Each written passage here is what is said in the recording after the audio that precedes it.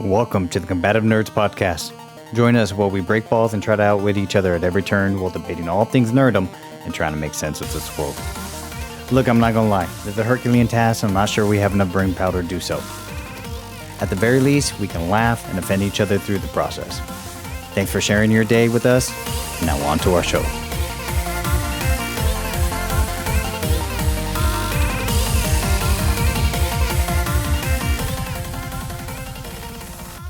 Hey, what's going on, guys? This is Raiderlance and FighterWizard. FighterWizard, also known by his Native American name, rolls with men in cotton undies. It was the first thing my father saw upon my birth, and so, as the tradition goes, I was named. Cotton Undies is my family name. For anybody who doesn't know what the hell I'm talking about, go check out our previous episode, Horror Stories of BJJ. I think you earned that title. I don't think it's going anywhere. Yeah, that fits. How was training last night? Did you run into anyone trying to paint your face? No, everyone was appropriately dressed. Speaking about being appropriately dressed, somebody on this podcast got appropriately dressed. Somebody has not, because today we are going to discuss two of our favorite 80s movies. And I got dressed up for it. Apparently, FighterWizard did not get the memo or care. And he did not dress up for his, although it would have been fun seeing you dress up for yours. I'm not gonna lie. I don't know if you would have gone the cowboy, you would have gone the mullet. It would have taken a lot to dress up for tight jeans. It would have taken either tight high-waisted jeans and or slacks with a tucked-in button-up shirt. Were they silk shirts or were they just loose cotton? Yeah, he did wear silk shirts. Very good. Yeah, silk shirts. Okay, well, we're going to get into our two favorite 80s movies. You want to go first?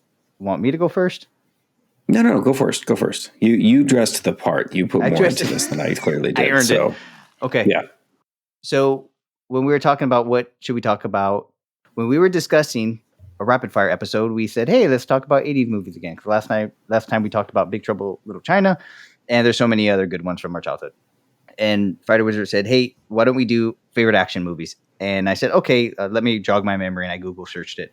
There are so many goddamn good action 80s movies, like legitimate ones. So true.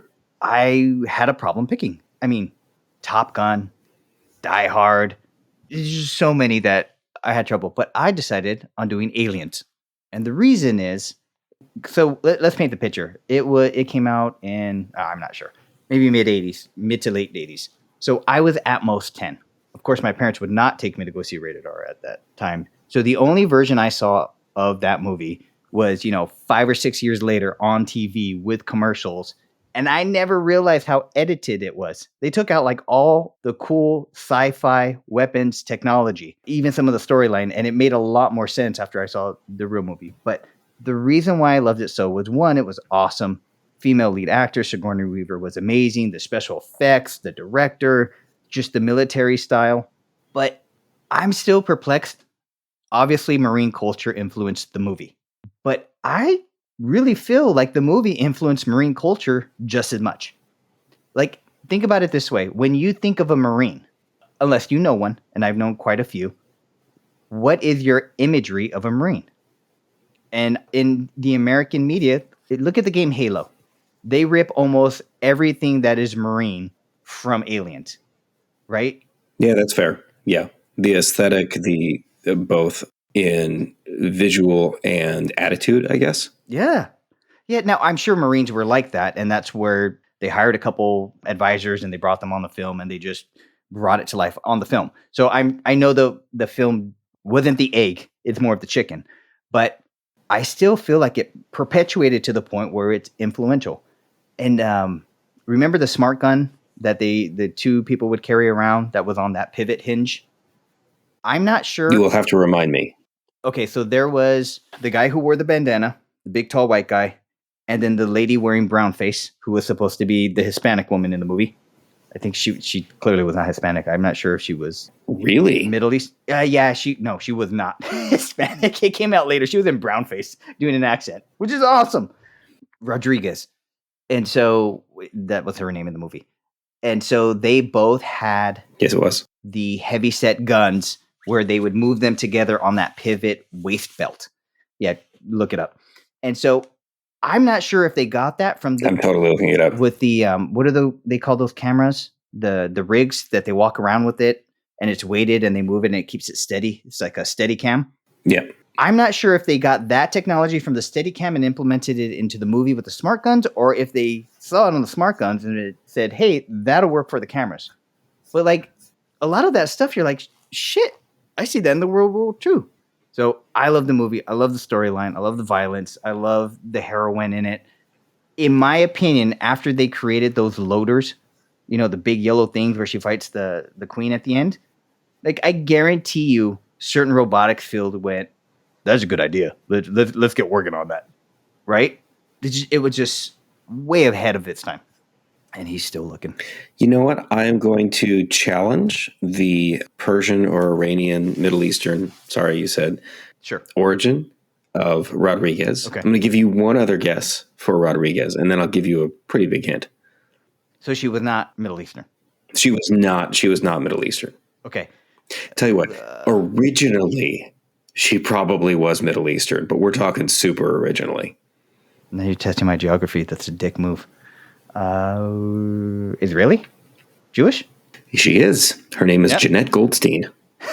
There you go. Yeah. Can you imagine how much that shit would not fly today? Yeah, Aliens came out in 1986. It was a sequel to Alien. 86. Okay, so yeah, right about mid. 86, and that would not fucking fly today. I don't know. I mean, here's look at Tropic Thunder. For some reason, if you get that group to co-sign, and it's a great representation instead of a disrespectful depiction, it's not wise. I mean, you got to navigate that for sure. But Tropic Thunder was deftly navigated. Yes. I think it can be done. It just has to be done properly. And I don't know what that looks like. I think it's same. I get the origins of blackface and how it was just a bad thing, right? But I don't think you can equate people coloring their skin to depict a different ethnicity as always equivalent to what blackface was and used to be, right? I think it's smart to avoid. However, you can't do that shit. Not every character is going to be best depicted by that person from the same origin. I'll give you an example. Do you remember the movie Training Day with Denzel Washington? Sure, yeah. Okay, you know the scene where Ethan Hawke gets taken to the house of the homeboys, and there's those 3-4 cholos that are playing poker. Yeah. And then Denzel Washington leaves them. Okay. The head cholo, he's fucking Aussie or New Zealand. I think he's a Maori or something like that. He's an islander from over there. He played a perfect cholo. I didn't know it for years until he came out on Walking Dead. Dude, New Zealand and Mexico are right next to each other. Yeah, Everybody of course. knows that. Of course they are. So I think because of what happened with New blackface, Zealand, New Mexico. New Mexico. Obviously. Nice. I think blackface has a horrible origin. It's going to be hard to redeem that one. I think everything else, you know, I hate to say with brownface, it's not going to be judged as harshly except by the very sensitive people. Sadly. Yeah, of course, if you're doing it to be a dick, don't do it. But I don't know, man. So I'm going to be really honest. I have seen Alien, and I've seen Alien 3, and I've seen Alien Resurrection. I've never seen Aliens. So convince me in a few tries. Now, I already like Halo. I dig maybe the prototype, or maybe the what am I looking for? The mold of a Marine. The genre? Sure. Or the aesthetic of the Marine coming directly from Aliens, because I know Halo and I dig that futuristic aspect. I know lots of Marines, but they don't wear body armor, or at least not full encased armor suits. So what is the thing you like best from just a pure, quintessentially male, adrenaline-fueled view? What's the thing you like best about this movie? The thing that I like best was, of course, the action. Okay. What sets this action apart from something like, I don't know, from another lesser or more poorly done sci-fi movie? Sure. Take your pick, but... Sure. So I would say the aliens and how they were puppets or people wearing suits made it more realistic than the CGI or more of a fantasy, right? You could believe an alien walked this planet with the way their special effects created these molds and masks and puppets. Think about it this way. and this is a bit unfair, but Star Wars 4, 5, and 6. No, totally right. I was thinking the same thing. And the action battles versus 7, 8, and 9. I can't do 1, 2, and 3. CGI was too new. It looked horrible. But think 7, 8, and 9, right? Those type of CGI characters. It was more tangible when you're looking at the cantina scene. Sure, they were a bit more ridiculous, but then you add the lighting, you add explosions, you add steam, and you add all this other stuff and people screaming and chaos. You don't really see the fine details of these people wearing suits and puppets. And the action starts off with, well, I shouldn't ruin the movie for you. Let's just say 30% into the movie, major event happens. I think it's 36 years old by this point, so you may be okay ruining it. 30% of the action happens, and it's like watching Hamburger Hill, or what was that one with Mel Gibson about Vietnam where he was the major? We Were Soldiers? We Were Soldiers. Think that level of action and chaos. And so it just was cinematically great. You actually felt the stress and the anxiety and the horrible decisions a soldier would have to make. And then you throw in good camera action, good lighting, realistic monsters, terror, and then now these Marines have to survive in this hornet's nest. It was awesome. So it's a compelling movie and story that is set in a sci-fi universe. Yes. Or just happens to be in a sci-fi universe. So go ahead. Think about like the Bayverse Transformer movies, which are crap. They rely on the sci-fi and graphics aspect, right? So many do right now. Yeah. You could flip it. You could take it away and it's still a compelling story. Now, the action makes it that much better. It invests you that much more. It makes you be like, hoorah, if I am allowed to say that. So you can find a lot of good action movies that are good for the action. Sure. What carries a movie into that classic or something that makes you like it well beyond your formative years, let's say? Although there is that, once it's couched in your formative consciousness, it tends to stay, whether good or bad. Like I like Teenage Mutant Ninja Turtles, even though that movie fucking sucks. Right. No, same here. Not the Michael Bay version. No, the original is the best. So what about, sadly, and Splinter actually fucking kills Shredder, like, and so does, and Casey Jones murders him with a trash compactor. Anyway, what is it about this movie that keeps you coming back? The action is very well done. What is it about the story? Is there lore that continues? What's that deeper aspect of the film that makes you return to it, that makes you say, this is my favorite thing from a decade of good action movies? So I don't know very much about the lore. I know they've been like 6 or 7 movies and they've expanded the lore and they've had, crossovers into like Predator and stuff like that. I don't know any of that stuff. I know exists, but I don't know anything about it. What compels me at the end of the day, it is a struggle of a woman battling her demons, who people treat her like she's crazy because of her previous experience in the movie Alien. And then it turns into a parental movie of surviving. Think about like a post-apocalyptic where a parent is trying to keep their child alive. They managed to weave that thread into this monster flick with the Marines tearing everything apart. This was directed by Ridley Scott, right? I believe so. Okay, yeah, Ridley Scott is masterful. He's a fantastic director. Absolutely. Aliens. What is it? Gladiator? I think he did Under Siege, Gladiator. Fuck yeah, he did Gladiator. That movie's fantastic. Yeah. The funny part is, of course, the action and the flash and the aggression, that catches your eye right away. I actually liked some of the subtle details where you were like, these are soldiers. They wake up from their space sleep or hibernation, you call it. They immediately start doing pull-ups and turn it into a competition. There's immediately that pecking order. They're following the orders given, but they're finding loopholes and they're modifying their gear so that they're kind of going to do something that they weren't supposed to do, because at the end of the day, they're still grunts and want to kill everything. Right? It was just, and then they had a fantastic foil in the movie and the suspension. And then you still have the hero who's battling her demons, who now has to take on this hornet's nest. Who's the foil? The foil, the government guy. The government contractor. Paul Reiser? Yeah. That was actually him. Okay. So it had everything. It made you root for the aliens and root for the humans and good action across. And the technology for the time, it was really cool special effects through model rendering, from my understanding. They didn't really use too much animation. It was all model rendering. And they had futuristic things that we had never seen before. Like our vehicles, our airplanes did not look like this. They created a new genre of futuristic looking vehicles, guns, armor, spaceships. And I can't tell you how many video games or comics I look at and I'm like, that looks like Alien. So have you ever played the game Dead Space or Dead Space 2 or Dead Space 3? I did the first a little bit. I'd watched a walkthrough just because my nerves couldn't take it. I hate those type of games. Dude, I'm feeling you. But Dead Space is directly from Alien. And there's actually a really well done Alien video game. I forget what it's called. It's Alien something. It's the first movie. I believe you're Sigourney Weaver or something. Yes. Yeah, something like that. Where you're as powerful as Sigourney Weaver was in the film, which is nothing. You're a human. Yeah.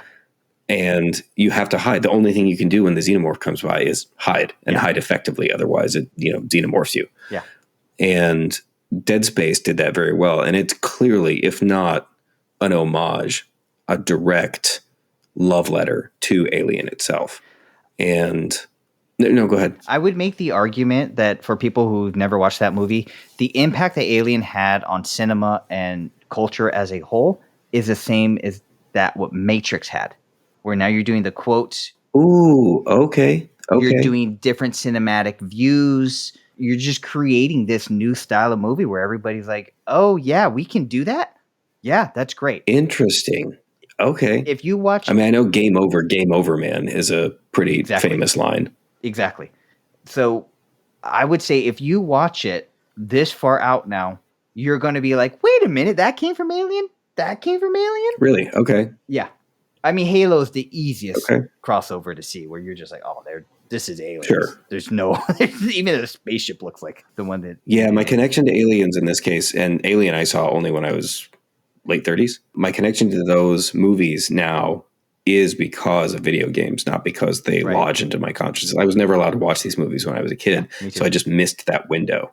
But no, that's very cool. I think I will go back and watch it just to see what you're describing. I remember watching Alien and the other ones, not so much in the other ones, but in the later ones, but definitely in the first one, where they addressed the shape of the spaceships as they were big, blocky, industrial fucking things. Yep. They're not aerodynamic. Yep. They're not sleek because it's space. Yeah. You don't have to have anything sleek. There's nothing to give you resistance, or at least the atoms that are there aren't, really blocking your speed. And when I saw it, I really appreciated that because, of course, you're a giant industrial. It's a mining ship, right? I know it was sent there for corporate reasons. Yeah. So in Alien, it was a mining ship, from my understanding.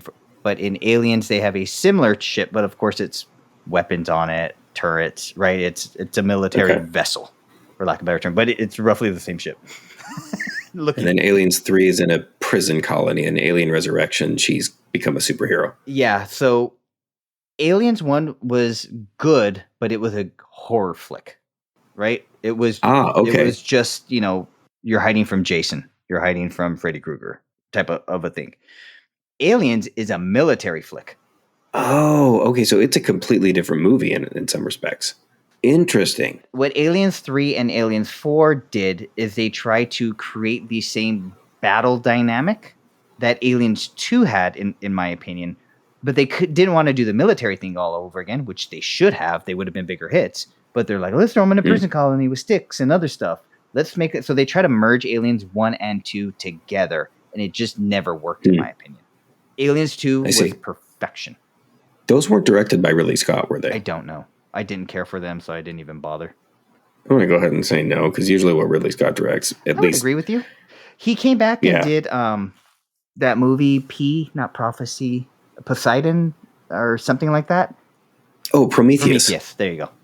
And it was a much better quality Alien movie.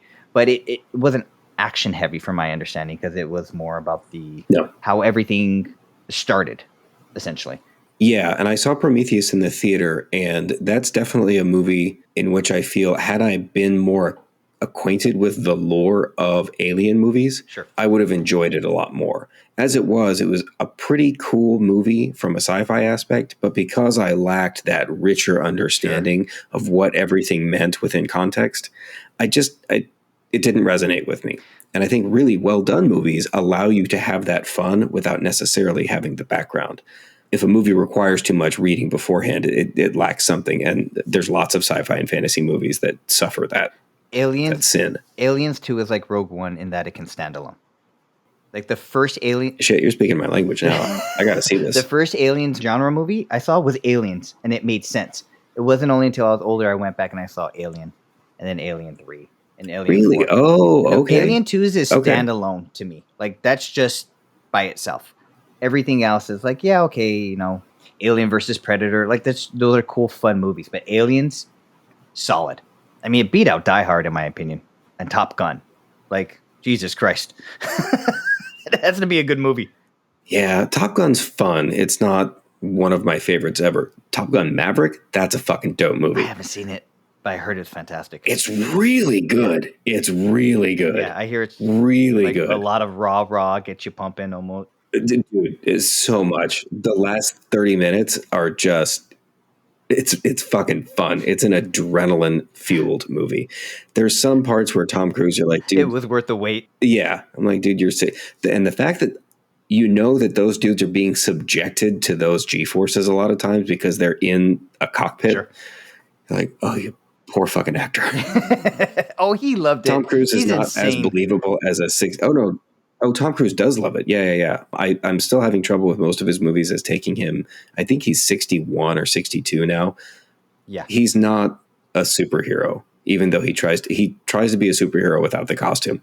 He, unfortunately, now is, in my opinion, becoming like Jackie Chan was when he reached a certain age and needed a lot more wires. That's harsh, dude. He needed a lot more wires, needed special effects, needed like matrix changing angles. Yeah, it crushed me when Jackie Chan started doing those movies. And I think Tom Cruise is getting to that point where it's like, you should try a drama. Yeah. You're a good enough actor. You can do it. Yeah. Vanilla Sky was great, man. There were no stunts in that. Yeah, I think he should transition. He's starting to show. God bless him. He's giving us years of entertainment. Yeah, and not Minority Report. What was the one, The Day After Tomorrow? Mm-hmm. Where he's wearing a mech suit the entire time. So like, all right, cool. You have a giant exoskeleton. Yep. That's believable. Yeah. By the way. All right, so now we're way off aliens. By the way, where did exoskeletons come from? No shit. First one I've ever seen. No shit. Okay, I knew there was an exoskeleton. I think there's Bill Paxton in that, the late Bill Paxton. I know Paul Reiser's in it. I know the Game Over line comes from it. And I know Sigourney Weaver and a little girl who's blonde who has a name begins with an M, and I can't remember it. Newt. That's all I got. Newt. Not even an M, an N. Good job. But more importantly, the best quote of the movie is, I say we take off and nuke it from orbit. It's the only way to be sure. Like, you've heard that line before, right? No. Oh, my God. I've heard that. Go into any GIF creator. Oh, really? Yeah, it's good. Nuke it from orbit. Yeah, I've heard that. It's a classic. I haven't heard the full thing. I've heard nuke it from orbit, and I've heard that line said in various ways in 30 different movies. Yeah, that's where it came from. In fact, you can usually have a character who says something akin to that in an action movie. Yeah. And it made sense when they said it. They weren't being not hyperbole. Like, no, you nuke this shit from orbit. Was hyperbole the right word? No, hyperbole is totally right. Well, having never seen it, and it would not have been on my radar, I have to say you've convinced me to give this a gander, and I know it's on one of the 40,000 streaming services that exist now. Yeah. So it's not going to be a problem to find. Just make sure your daughter's in bed. That is definitely Hell no, she's not seeing aliens. Absolutely not seeing aliens. Dude, we stopped the Hunger Games the other day because like, no, this is too much. You don't need to see a death match. All you're going to do is carve spears out of sticks and throw them at. I'm going to wait another year and then I'll show my boy. That'll be part of his manhood training. Make him scared that they're the monsters. This is a sword. All right, so enough about my pick. What was your pick? And I think I agree with it. It was on the short list for ridiculous reasons. And it is ridiculous. Okay, so you made the point, and I have to second it. There are so many good 80s and very early 90s action movies. There are a lot of shitty ones, looking at you, Time Cop. Sure.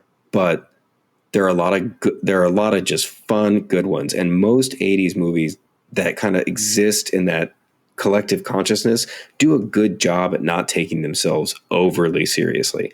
Cobra, but with Sylvester Stallone. The only one who doesn't think that movie is a joke is Sylvester Stallone. He means that shit. The rest of the movie is fucking ridiculous, but it's fun as shit.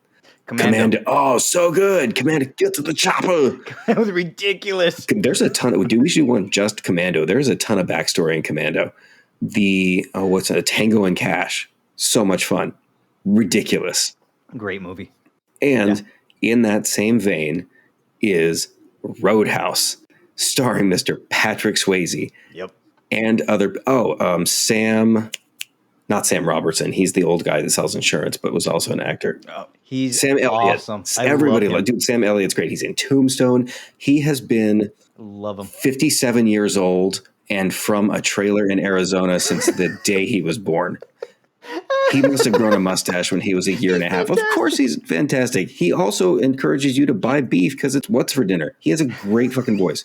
All right, so Roadhouse came in the 80s, I believe 1987 or 88. And the premise of the movie is that there exists a bar in a town in Texas, and the owner of the bar is having a real tough time keeping the bar running. Why he wants to keep this bar running instead of just cashing out, I don't know. But he is bound and determined to have his bar, the Double Deuce, turn a profit because he knows it's a solid business investment. So he recruits the best cooler in the business, and a cooler is a bouncer, but a guy who controls the bouncers.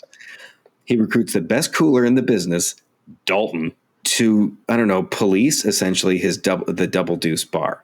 And the movie... To revitalize it. That's the word. Yes, revitalize it through bouncing. And over the course of the movie, the bar does indeed get revitalized through Dalton's administration. And Patrick Swayze is in full peak Swayze form. So he came after this movie. I think he came about a year after Dirty Dancing. So he's in like peak Patrick Swayze sexiness. He's like, his career is hot. This is a few years before Point Break. He not muscular. He's cut, but he's a thinner guy. He's not like today's superheroes like Chris Hemsworth, Thor. He's not him. Yeah. He was in 80s aerobic. Yes. Calisthenics. Yes. Very good. 80s aerobic calisthenic shape.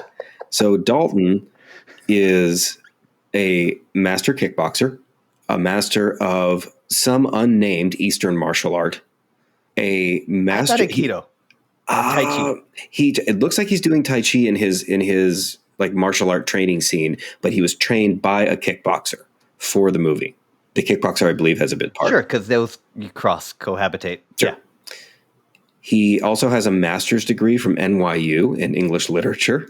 That's fun. I forgot about that. Yeah. He has a fucking luscious mullet that absolutely does not stop being perma-permed the whole time. It doesn't matter what level of combat he gets into. I think the only time maybe it loses its perfect structure is when he's in a like knockdown to the death fight next to a lake with the hillbilly who threatens him with the line, "I used to fuck guys like you in prison," which to this day I do not understand and killed his best friend. Oh, he killed his best friend. Oh, that's fantastic. I forgot about that. That's a good one. Yeah. All right, so Dalton gets recruited to the bar, the Double Deuce. He goes in. Everybody wants to fuck him right away. And everybody doesn't believe that he's quite as cool. And he doesn't say, like most of the time, his words are practically monotone. Be nice. Be nice. Until it's time not to be nice. How will we know when it's time not to be nice? I'll tell you. But he doesn't say it like that. He says it like much better because Patrick Swayze is a professional actor.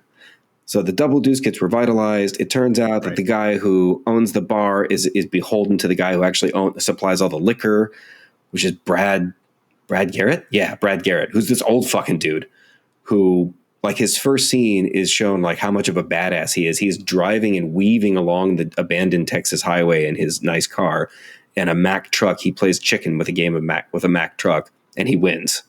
And there's just every little bit of ridiculousness, to say nothing of the fact that Patrick Swayze is a champion kickboxer. Right. He gets sliced with a fucking knife. He gets into several knife fights during the course of this movie. He gets cut maybe once. He does get cut in the finale because every hero does have to have a wound that's superficial yet, Sure. mildly distressing at the time. Didn't they rip off a Rambo where he sews up his own cuts? Yes, he does. So right after his first fight at the Double Deuce, he goes to the hospital and he meets his love interest, played by Kelly Lynch. Do not remember her name. Got one thing about that. Yeah, I even remember last time I saw it, thinking about that. I saw it with my friends. Anyway, he goes to the hospital. No, she's sewing him up. He doesn't sew up himself. She sews up his arm with a needle and thread. Oh. She offers him anesthetic. He smiles and says, "That's right. Pain don't hurt." Yeah, no, pain don't hurt.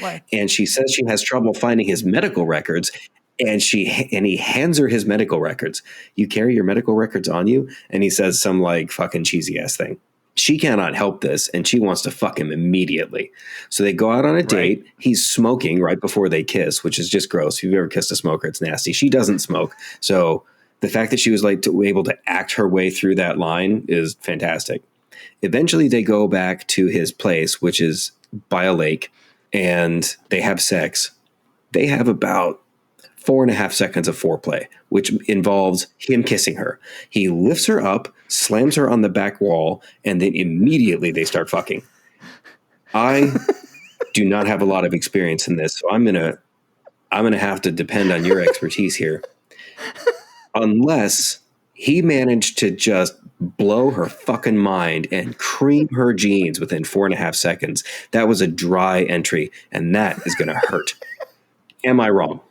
So what else did you like about that?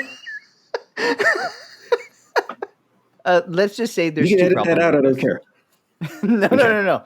All right. So here's my real answer. There's actually two problems with that. Okay. One, the one you pointed out. Okay. But you are forgetting the fact that this was Swayze here. Fair. So the foreplay was being near her all evening. Fair. That's a good point. What my biggest concern is, you didn't aim at all? Really? That's throwing a bullseye there, buddy. I got nothing. There usually has to be some geometry involved before. You know what? I'm going to use your own answer here.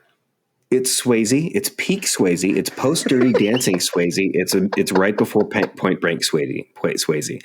Because the raw sexual magnetism he has, his dick has its own gravity, and her hips were drawn immediately to it.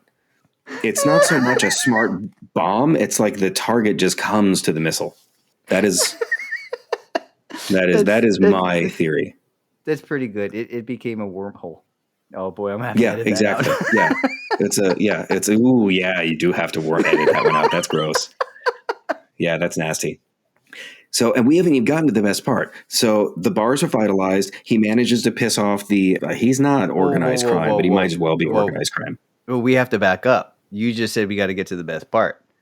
I thought the best part. What's the best part? Was the sunrise with the full moon. Explain. Where Swayze shows his bare ass on film for no reason. There is a reason. He's Patrick Swayze, and it's the late 80s. That's the reason. And then, so the next morning after they fuck, she wakes up. As a young kid. There is a reason. It's that reason. So when she wakes up, like in a total flex, if you're a dude, this is like putting a pull-up bar, like carting your weight system, your squat rack into your room, and making sure you're doing your squats when your hookup wakes up. Like, oh hey, didn't see you there. I was about to load a plate on. He's doing his Tai Chi warm up like on his deck in the sunlight. Total flex by Mr. Dalton.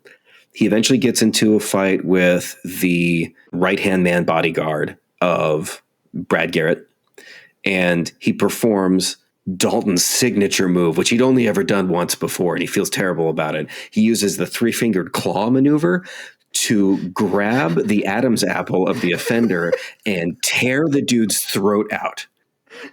Boss move. I'm sure it's physically possible. I have a fairly strong grip. I don't think I could do that. Anyway, Dalton manages to do it, and he feels super terrible about it. It causes a mild rift between him and Kelly Lynch. And and then Dalton realizes that even his badass can't necessarily take care of this. So he calls in his buddy, the best cooler in the business, not Dalton, the best cooler in the business who taught him, Sam Elliott. Sam Elliott comes down, and then like in a scene where the organized crime dudes come to fight the bar employees during the day, the organized crime dudes are kind of handing the bar employees asses to them. And out of nowhere, Sam Elliott shows up, punches a dude, fucking sidekicks his knee and breaks it. Like, hurts, don't it? Yeah, I remember that. Yeah, you do. Yeah, that happens actually a lot. There's a lot of sidekicks to the knee where it forms the L that you mentioned and it doesn't quite go. Yeah. And after Sam Elliott takes out the trash, he kind of stands in the sun and the other bar employees go, oh, again, I forget the character's name. Oh, is that him? It's the best cooler in the business. Do they have trading cards with these guys on them? Like, I think even if you owned a bar or even a few of them, would you necessarily know the best bouncer in the business and then the person who trained him? This was pre-internet. They had phone books back then. There's no way they would know each other across state lines. Thank you. There'd be legends and stories. Okay, sure.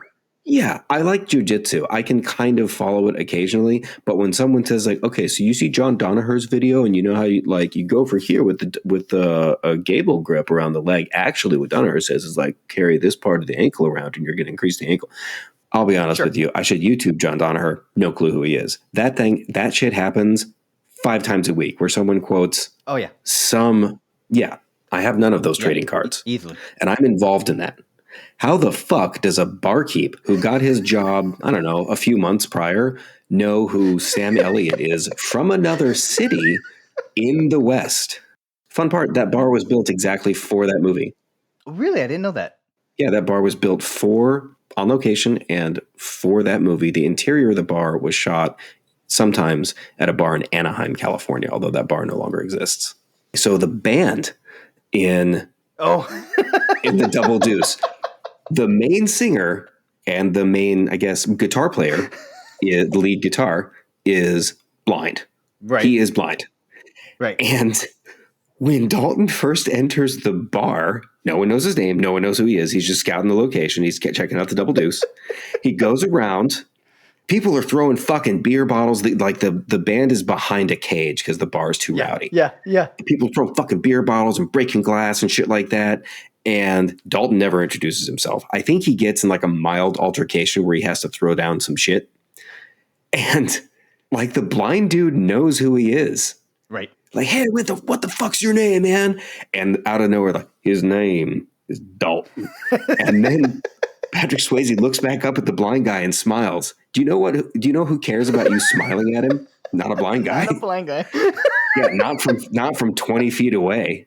How did he know it was Dalton? Does Dalton make like a unique sound when he's kicking someone's ass? Does he have a particular? Oh wait, no. Back to your theory. The pheromones of Swayze. It's 80s Swayze. Yeah, it's 80s Swayze. I'll bet he knew it was Dalton the instant Dalton got out of his car. That he got the tingles immediately. Like everybody knew. It's like Wolverine catching the scent of Sabretooth. Yeah, exactly. Just does like the one sniff. And the movie ends, of course, with the big fight. Any action movie in which there is a combatant who's good at martial arts, there will always be a crescendo of action that culminates in a big fight. We have to do Commando because that is the most lopsided match in the history of film. But Dalton's about to go for his killing fucking move again. He's got his hands in a claw. He's just about to tear the throat out. And Kelly Lynch, Dalton, no! And he stops. And he realizes that today he's going to let this guy live. And he lets his hand go. He's covered in cuts. He's naturally shirtless. I don't know how it came about, but of course it fell off. It got ripped off or something like that, but it needed to happen. He's fucking oily and sweaty and shit like that, covered in just enough superficial blood to be like, he can do it. Yeah. But then I don't even remember how it lives. Sam Elliott dies, bummer. But there's so much that doesn't make sense, and there's so much that Thankfully, the movie doesn't take itself too seriously. It knows what it is. Yeah. Yeah. And for whatever reason, Patrick Swayze acts the fuck out of this movie. And I don't think anyone told him that he was in Roadhouse. I agree. He owned Always it. serious. He owned it. He is the point around which all this ridiculousness has to center because he's Dalton. Right. But I think without him, you used the word foil earlier when you were discussing aliens. In a way, I think he's a foil for the rest of the film.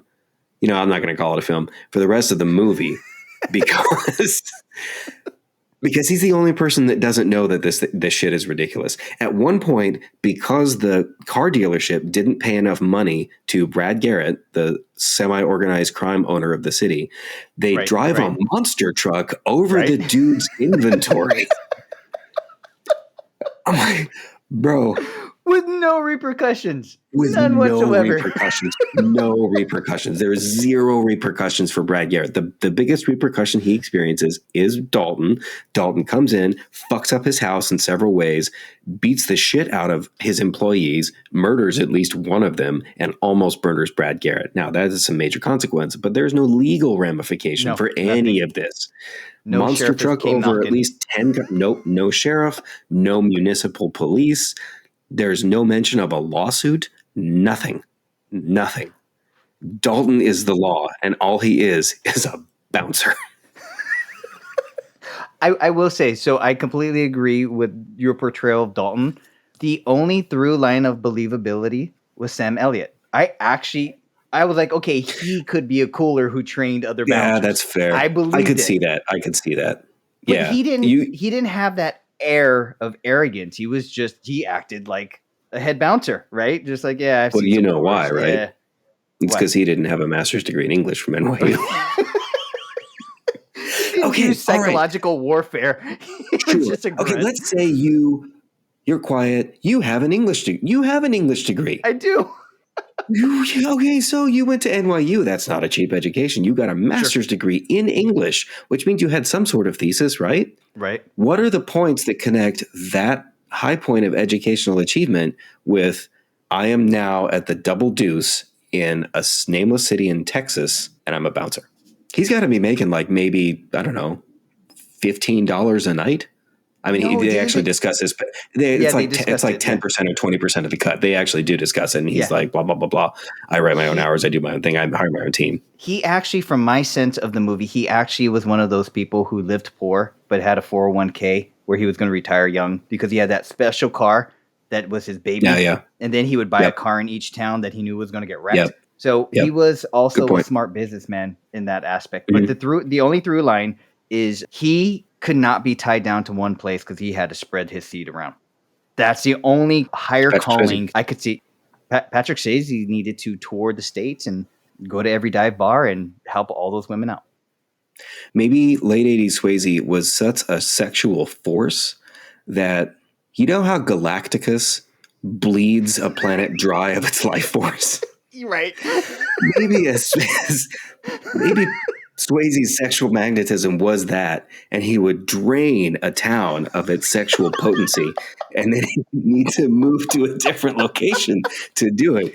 And just being a cooler at a barkeep was just enough in to be able to like work his black magic. And then you have all the crazies who are sprung on you, and he's like, hey, a new bar in a different town. I got to go. So that was a real thing. So production was actually hampered, and Patrick Swayze himself was hampered by women showing up on set, trying to get into his trailer, trying to catch a glimpse of him, trying to get autographs. See? This is, it's a real force. It's where fiction and nonfiction merge. It's true. This is the pathway. It's stranger than fiction. It's true. And another behind the scenes thing is, so the guy that I do not remember his name in the film, nor the actor, I'm sorry. The guy that he's fighting to the death, he rips his throat out eventually. They did not like each other at all. Oh. They had a really tough time filming together until it was discovered that each of them likes to do their own stunts, and that was a bonding moment. I did not know that Swayze liked to do his own stunts. In Point Break, he took 55 skydiving trips to get that footage. Oh, wow. Good for him. Fuck that. You can CGI the fuck out of me. Well, we need to wrap this up, but Sure. one question and one point. Okay. Did you know that they were going to recast and remake Roadhouse with, I can't remember her name, the judoka from UFC? Ronda Rousey? Ronda Rousey. Yeah, she actually got the part. You have to have acting chops. Well, fortunately, it didn't actually launch, but they had it all planned. They wrote the script. They were going to introduce her, and they didn't, fortunately, because it's a classic. It should not be remade. Second. Sure. There is a Roadhouse too. Oh, I did not know that. All right, that's a different cast. All right. So, it's with some nameless dude, and there's twins. Twin sexy people this time. Favorite quote? Probably pain don't hurt. I don't really like it. The quote I like the most is dumb, just because it's surrounded by dumbness in the whole scene, and it's his name is Dalton. Because it's said by a blind guy from 25 feet away to whom he has not introduced himself yet. So my favorite one, I actually say at least once a week. I'll get all the sleep I need when I'm dead. That carried me through college and law school. It actually became a philosophy of mine. Now I'm old and I feel like I'm dead. But no, that's right. He doesn't sleep. Yeah. Yeah. So, we're going to wrap it up. Thanks for hanging out with us. Thanks for, hopefully you laughed along. And if you are willing to listen, we are willing to talk. Catch you later. Bye. That's it. That's our show. Join us later this week where we're going to cover an item that's not only topical, it's sure to piss people off. Sounds like I'm going to be right at home. Please do us a favor and like, subscribe, share this podcast so we can get some traction. Once I get around to it, check us out on our socials. Combative Nerds on Patreon, Instagram, Facebook, LinkedIn. You know the deal. Thanks for hanging out, and we will see you next episode.